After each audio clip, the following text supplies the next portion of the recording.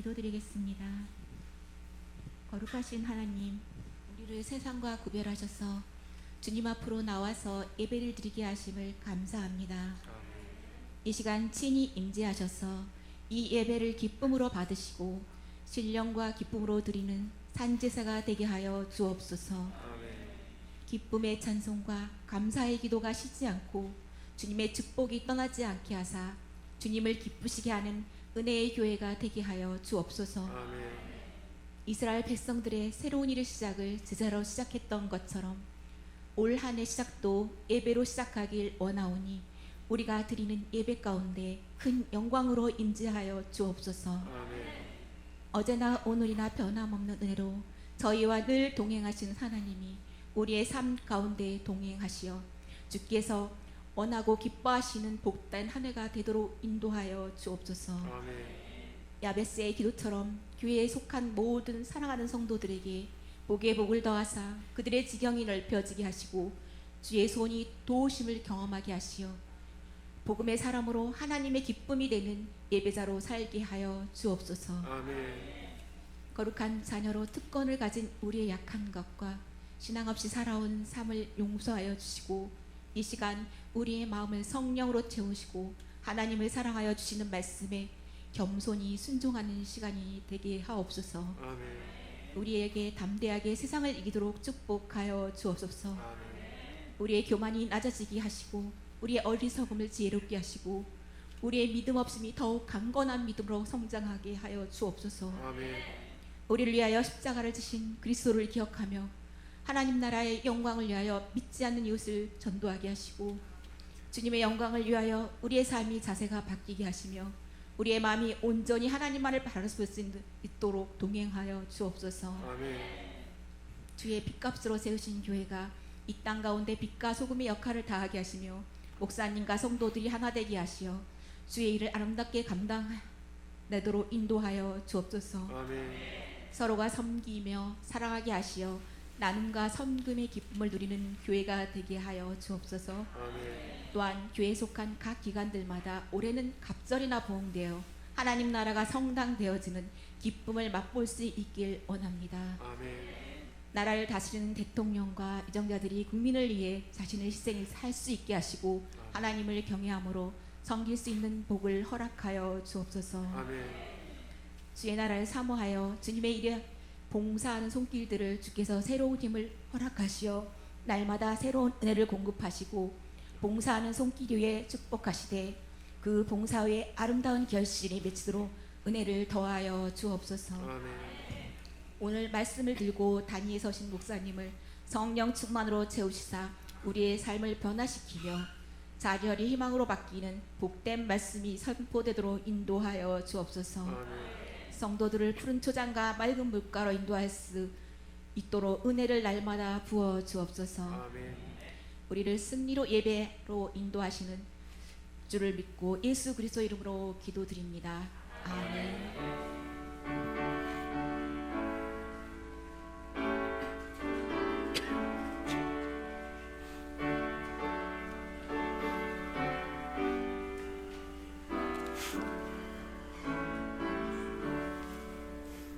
있을지어다. 그대로 되니라. 좋았더라. 치료될지어다. 그대로 되니라. 좋았더라. 회복될지어다. 그대로 되니라. 좋았더라. 복이 있을지어다. 그대로 되니라. 좋았더라. 충만할지어다. 그대로 되니라. 좋았더라. 아멘. 오늘 하나님께서 주신 말씀은 요한복음 1장 29절에서부터 42절 말씀. 이튿날 요한이 예수께서 자기에게 나오심을 보고 이르되 보라, 세상 죄를 지고 가는 하나님의 어린 양이로다. 내가 전에 말하기를 내 뒤에 오는 사람이 있는데 나보다 앞선 것은 그가 나보다 먼저 계심이라 한 것이 이 사람을 가리킵니다. 나도 그를 알지 못하였으나 내가 와서 물로 세례를 베푸는 것은 그를 이스라엘에 나타내야 함이 아니라. 요한이 또 증언하여 이르되 내가 봄에 성령이 비둘기같이 하늘로부터 내려와서 그 위에 머물렀더라. 나도 그를 알지 못하였으나 나를 보내어 물로 세례를 베풀어 하신 그이가 나에게 말씀하시되 성령이 내려서 누구에든지 머무는 것을 보거든 그가 곧 성령으로 세례를 베푸는 이인 줄 알라 하셨기에 내가 보고 그가 하나님의 아들이심을 증언하였노라 하니라. 또 이튿날 요한이 자기 제자 중 두 사람과 함께 있었다가 예수께서 거니심을 보고 말하되 보라 하나님의 어린 양이로다. 두 제자가 그의 말씀을 듣고 예수를 따라가거든 예수께서 돌이켜 그 따르는 것을 보시고 물어 이르시되 무엇을 구하느냐 이르되 랍비여 어디 계시니오니까 하니 랍비는 번역하면 선생이라. 예수께서 이르시되 와서 보라. 그러므로 그들이 가서 계신 데를 보고 그날 함께 거하니 때가 10시쯤 되었더라. 요한의 말을 듣고 예수를 따르는 두 사람 중에 하나는 시몬 베드로의 형제인 안드레라. 그가 먼저 자기의 형제 시몬을 찾아 말하되 우리가 메시아를 만났다 하고 메시아는 번역하면 그리스도라. 데리고 예수께로 오니 예수께서 보시고 이르시되 내가 요한의 아들 시몬이 장차 게바라 하시라 하시니라. 게바는 번역하면 베드로랍니다. 아멘. 어떻게 예수님이 이 땅에 오셔서 처음 예수님의 제자를 맞이하게 됐는가? 맨 처음 하나님의 아들 예수님의 제자로 어떻게 맞이하게 되고 어떻게 예수님의 제자가 되었는지를 오늘 말씀 우리에게 들려주고 있습니다. 요한복음 1장 14절에 보니까 이렇게 말씀하고 있어요. 말씀이었던 하나님이 육신으로 사람의 몸을 입고 우리 가운데 오셨다고 그랬습니다. 그 성자 하나님의 영광을 보니 아버지 독생자의 영광이요, 하나님의 아들로서 하늘의 아들 성자 하나님의 영광이요, 그 예수님 안에는 은혜와 진리가 충만하더라 그랬습니다. 그 예수님을 만나는 사람은 그 만나는 순간 모든 문제가 해결되고 그 삶이 가장 행복한 삶으로 바뀌어집니다. 그 예수님이 이 땅에 오셨는데 이 땅에 오신 예수님에 대해서 예수님의 오실 길을 준비하기 위해서 하나님의 계획 가운데 태어난 세례 요한, 예수님보다 6개월 먼저 태어났고 부모는 대제사장의 가문이었고 나이가 많도록 아이가 없었는데 하나님 앞에 기도했더니 하나님께서 특별한 은혜로 아이를 가질 수 없었는데 나이 많았는데 아이를 갖게 됐고 그 아이가 태어났는데 요한이었고 제사장 사가랴는 그 아들의 이름을 성령께서 요한이라 지으라 했고 실제로 아이가 태어났을 때 태어나기까지 말을 못하고 있다가 하나님이 가르치는 대로 이름을 요한이라 그렇게 불린 그때부터 입이 풀리고 말할 수가 있었습니다. 예사로 태어난 사람이 아니고 하나님의 계획 가운데 하나님의 아들 예수님이 이 땅에 오신 하나님의 아들이다 하는 사실을 세상 사람들에게 알리도록 광야에서 외치는 소리로 하나님께서 그 사명을 갖게 했고 단지 자신은 하나님 주신 말씀대로 나는 소리만 내는 그러한 철저하게 하나님의 아들 예수 그리스도만 나타냈던 요한이 예수님에 대해서 증거한 이야기가 오늘 본문의 말씀입니다. 지난주에 우리는 예수님과 3년 동안 동거동락했던 예수님의 수제자 베드로가 이방인들이 모인 고넬료 집에서 예수님이 어떤 분인지를 자신이 목격한 그대로 증언한 그 말씀 우리가 나눴습니다. 오늘은 세례 요한의 예수님에 대한 증언에 대한 말씀입니다. 요한복음 1장 6절에 보니까 하나님께로부터 보내심을 받은 사람이 있으니 그 이름은 요한이라. 요한은 누구로부터 보냄받았어요? 하나님께로부터 보냄받았다는 거예요.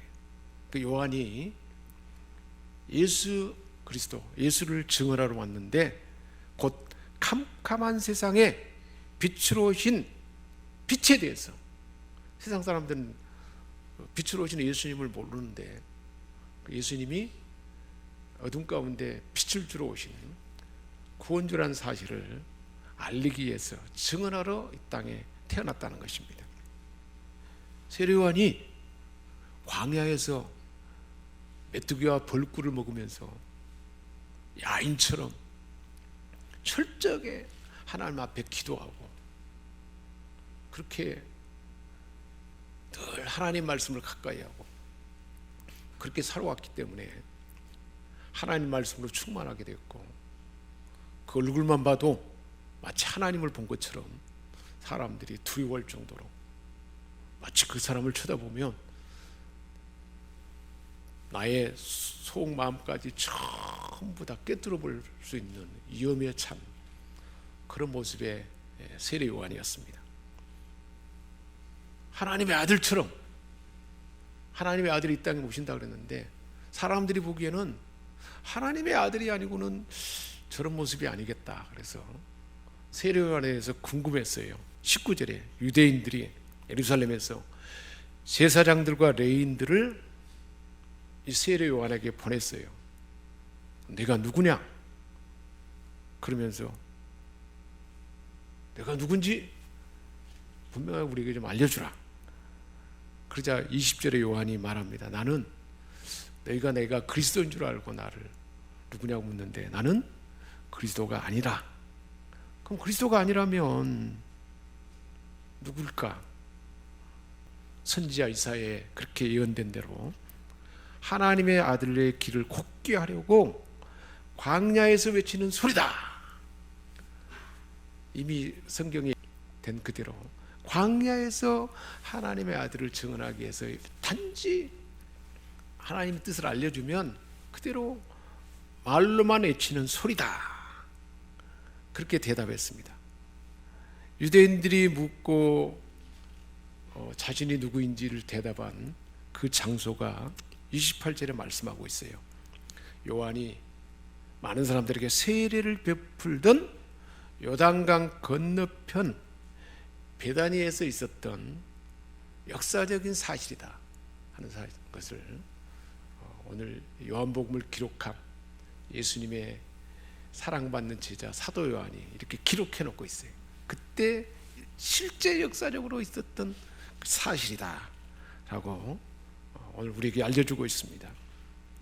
이 사건, 이 역사적인 사건, 세례 요한이 누군지 궁금해서 물었고 요한은 그리스도가 아니고 나는 그리스도의 길을 예배하러 온 광야에서 외치는 소리다.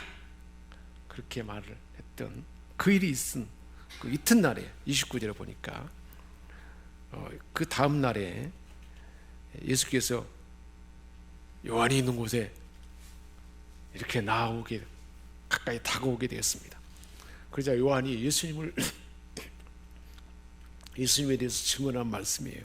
보라, 세상 죄를 지고 가는 하나님의 어린 양이로다. 예수님이 하나님의 아들, 구원주, 메시아다 하는 선포를 하게 된 것입니다. 예수 그리스도는 하나님의 어린 양이라는 선포입니다.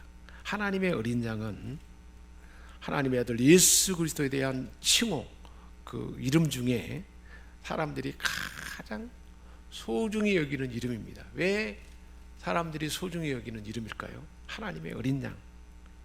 어린 양의 의미는 흠없는 양을 잡아서 양의 피를 문설주와 임방에 이렇게 바르라.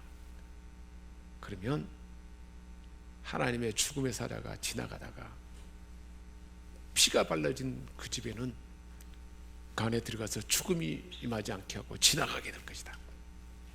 그렇게 알려줬어요. 근데 애굽 사람들은 그 사실을 모르잖아요. 그러니까 그날 밤에 애굽 사람들의 집에는 장자가 다 죽었어요. 장자라는 것은 온 가족을 대표하는 거거든요. 근데 모든 사람이 다 우리 인생은 죄 가운데 있기 때문에 하나님이 죄 가운데 있는 사람을 하나님의 사자가 지나가면 다 죽임을 당할 수밖에 없는 거예요. 근데 양의 피를 바르면 면제가 되는 거예요. 양이 대신 죽음으로 면제받을 수 있는 길을 하나님께서 말해 주신 거예요. 어떻게 해서 이 자유가 주어졌습니까? 바로는 사단을 의미해요.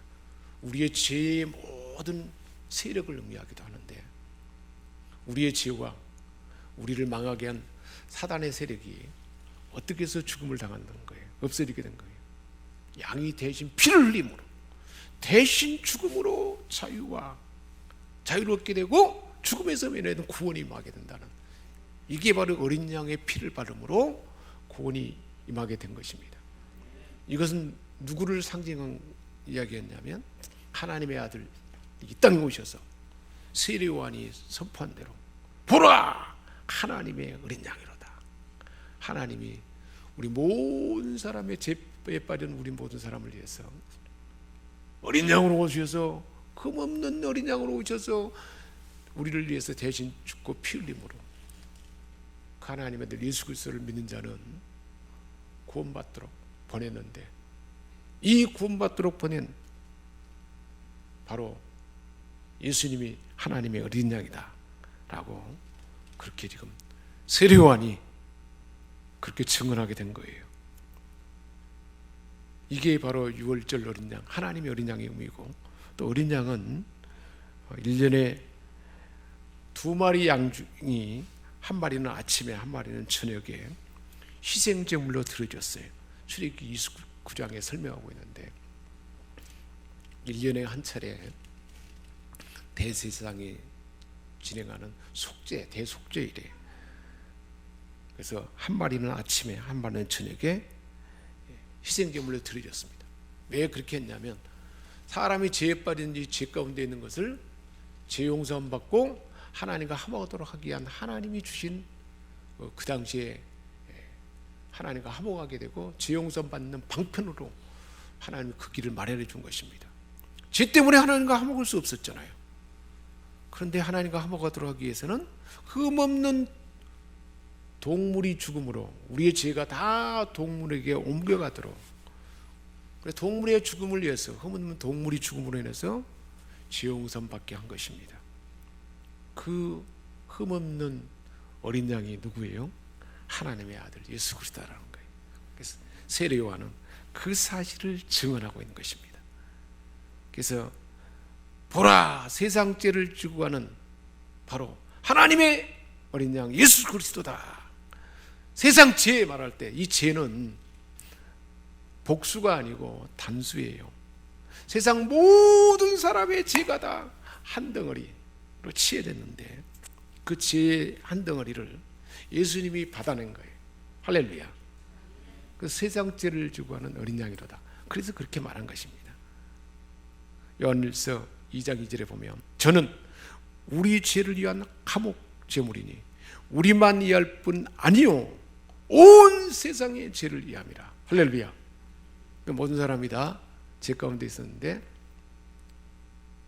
하나님의 아들 어린 양 죄를 속죄하기 위해서 오셔서 친히 죽으시고 구원을 이루신 예수를 믿기만 하면 모든 사람이 구원받는 것입니다. 죽음으로부터 자유함을 얻게 되는 것입니다. 자, 그렇다면 세례 요한이 예수님이 세상 죄를 지고 가는 하나님의 어린 양 구원주인 것을 세례 요한이 어떻게 알았을까요? 33절에 말하고 있어요. 세례 요한이 그대로 증언합니다. 나도 예수님이 하나님의 아들인 줄 알아차리지 못했다는 거예요.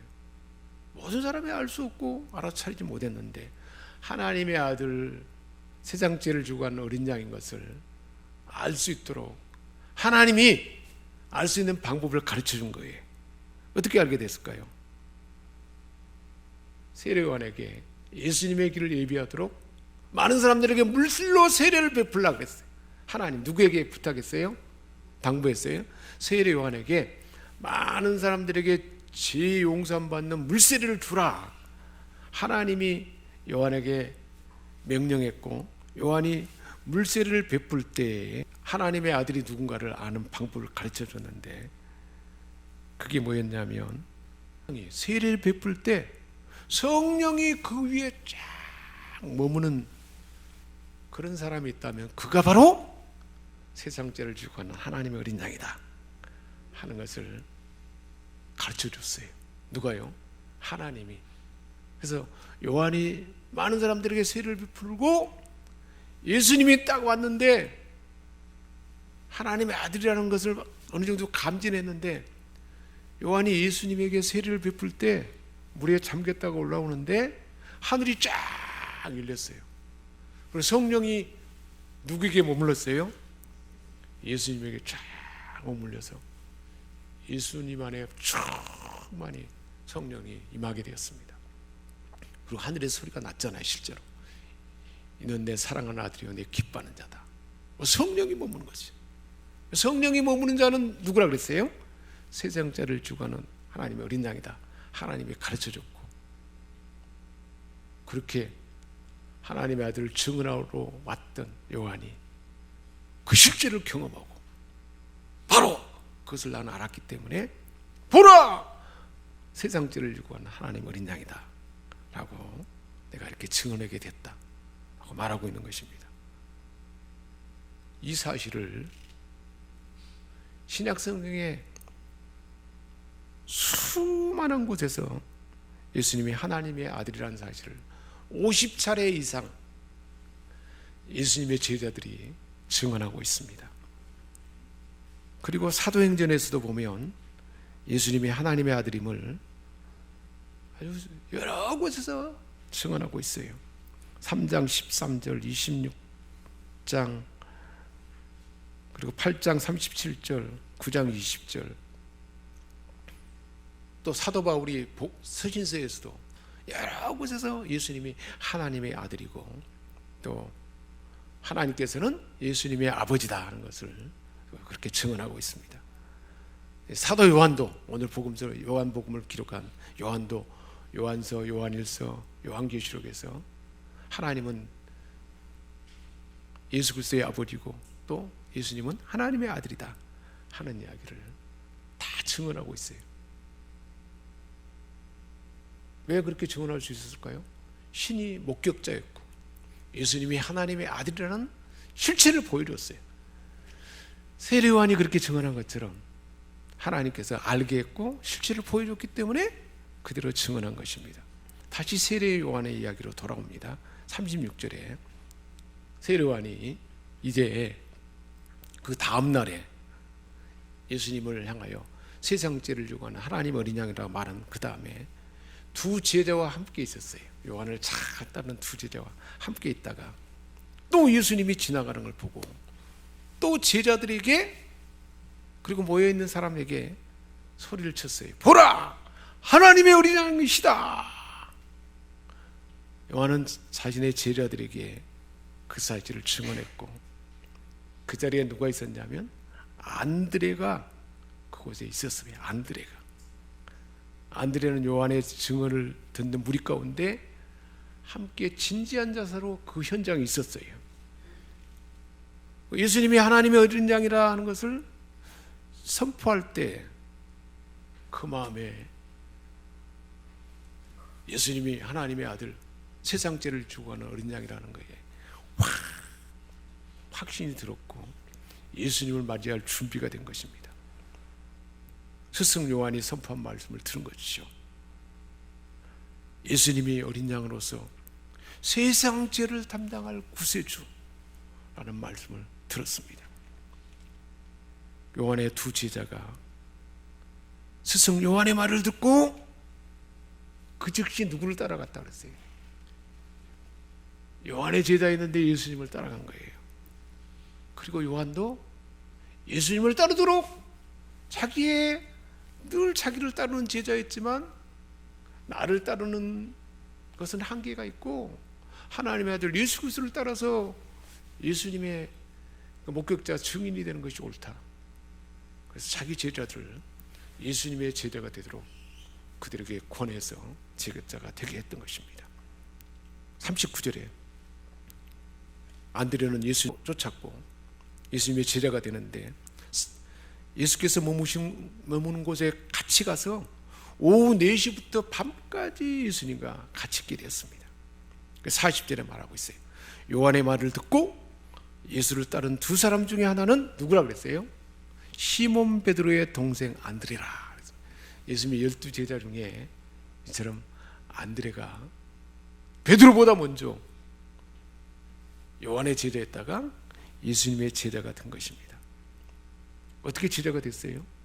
스승이 선포하는 예수님은 세상 죄를 주고 하는 하나님의 어린 양이다 하는 그 선포, 복음의 말을 듣고 예수님이 세상받기 위해서 이 땅에 오신 메시아고 하나님의 아들, 우리로 하여금 구원받게 되고 하나님의 우리로 아들들이 되게 하는 그분이 바로 예수님이라는 것을 믿고 받아들이게 된 것입니다.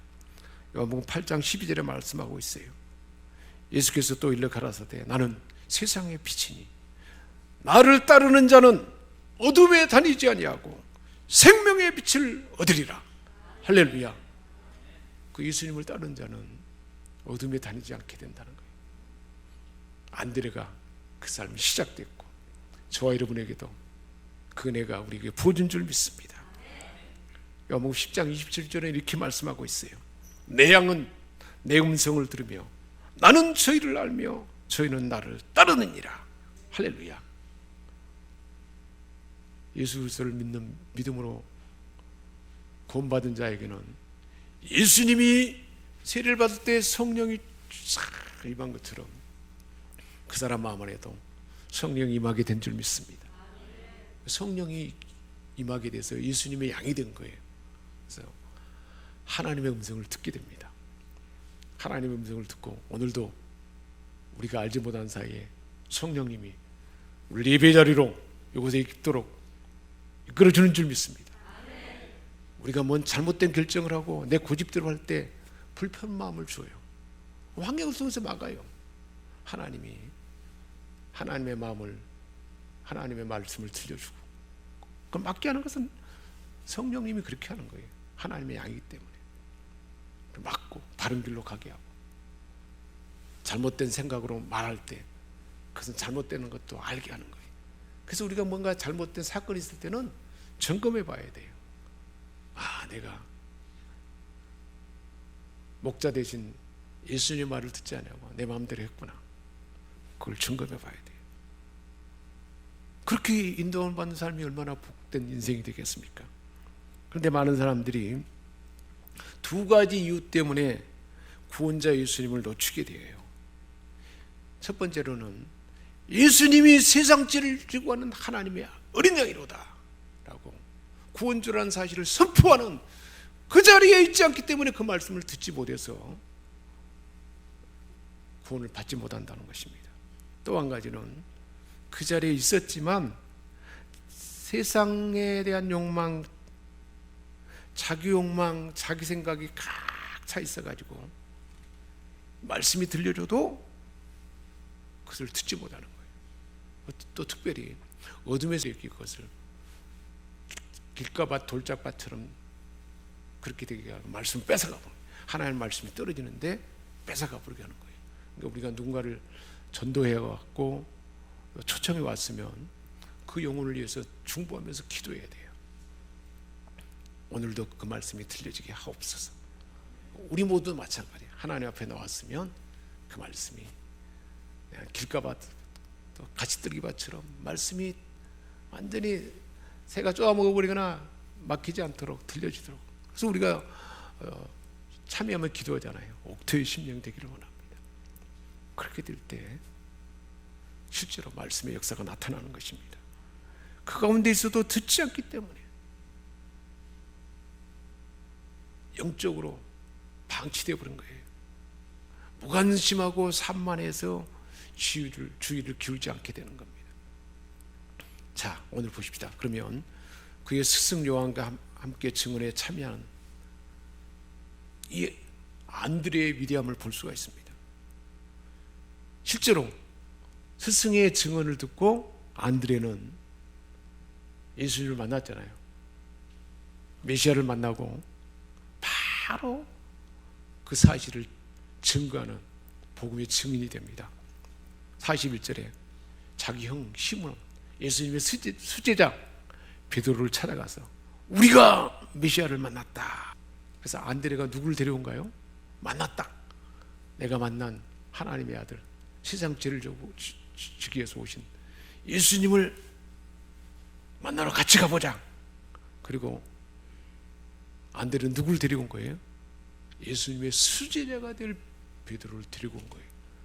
사랑하는 여러분, 우리가 누군가의 복음을 전해서 데려온 그가 어떤 사람이 될지 몰라요. 나로 인해서 큰 세상을 움직이게 하는 인물이 될 수 있고, 나도 그런 인물이 될 수 있다는 것입니다. 예수님의 수제자 베드로가 부름받는 순간이 바로 오늘 말씀의 순간이지 않습니까? 안드레는 바로 첫 번째 우리 주님의 제자가 되었고, 그리고 자기 형을 데리고 와서 제자가 되게 한 그런 사람이었습니다. 자, 그러면 요한에 대해서 하나님의 아들 예수님은 뭐라고 말할까요? 하나님의 아들 예수님이 요한에 대한 평가의 말이 있어요. 여인이 낳은 사람 중에 가장 큰 자가 세례 요한이다, 그렇게 말합니다. 왜 그렇게 세례 요한을 높게 평가할까요? 세례 요한은 결혼도 하지 않았습니다. 그리고 이 땅에 와서 철저하게 하나님의 아들 예수 그리스도의 길을 예비하기 위해서 왔는데 그 일에 충실했습니다. 자기는 단지 광야에서 외치는 소리다 그랬습니다. 하나님 말씀이 들려지면 그 말씀대로 그대로 나는 소리로만 나타낸 자다. 자기를 충실하게 따르는 제자를, 얼마나 인간적으로는 자기 제자잖아요. 그런데 그 제자를 예수님에게 보냈어요. 예수님의 제자가 되도록. 우리도 마찬가지예요. 누군가를 양육하고 세워간다 할지라도 나의 제자로 삼는 것이 아니고 누구의 제자가 되도록 하는 거예요? 예수님의 제자가 되도록. 우리 사람은 다 한계가 있어요. 예수님의 제자가 되도록. 그래서 위대한 사람이에요. 철저하게 자기 중심이 아니고 하나님 중심이었지 않습니까? 그래서 여인이 낳은 자 중에 가장 큰 자라, 그렇게 말해준 것입니다. 제자들에게 주님을 따르도록 격려해 준 자로서 겸손히 사명을 완수한 위대한 인물이었습니다. 우리 하나님께서도 우리에게 이런 세례요한과 같은 칭찬받는 사람이 되도록 오늘 이 말씀을 주신 줄 믿습니다. 기도하겠습니다. 하나님 아버지, 겸손히 자기 사명을 완수한 세례요한의 광야에서 외치는 소리, 자기 제자를 주님의 제자가 되게 한 주님의 칭찬받는 우리 모두가 되게 하여 주옵소서. 이제는 우리를 죄악 가운데 건져주시고 영원한 생명을 주신 주 예수 그리스도의 은혜와 하나님 우리 아버지 크신 사랑하심과 성령의 감화 감동 교통 은사로 열매로 우리 가운데 부어주는 역사하심, 이곳에 모인 하나님의 자녀들, 그리고 우리가 마음에 품고 기도하는 데까지 이제와 영원토록 함께 하시옵기를 축원하옵나이다. 아멘.